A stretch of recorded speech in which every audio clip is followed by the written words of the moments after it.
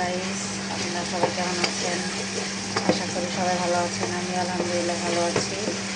তো আমি আজকে গরুর মাংস রান্না করব। সব মশলাগুলোকে ভালোভাবে কষিয়ে নিচ্ছি। আর এদিকে গরুর মাংসটা পানি ঝরিয়ে নিয়েছি, দেখতে পাচ্ছেন। আর সঙ্গে আমি 2-1টা আলু দিয়ে দিয়েছি, বাচ্চারা আলু পছন্দ করে। এভাবে আমি পানিটা ঝরা নিচ্ছি। এটা কোরবানির গরুর মাংস। আর আমি মশলাগুলোকে অনেক ভালোভাবে কষিয়ে নিয়েছি, কারণ মশলা যত কষানো যাবে মাংস তত বেশি স্বাদ হবে।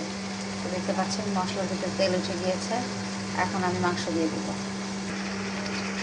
এই যে আমি মশলা কষানোর পর মাংসগুলোকে দিয়ে দিয়েছি, আর মাংস দিয়ে এভাবে ভালোভাবে কষিয়ে নিচ্ছি।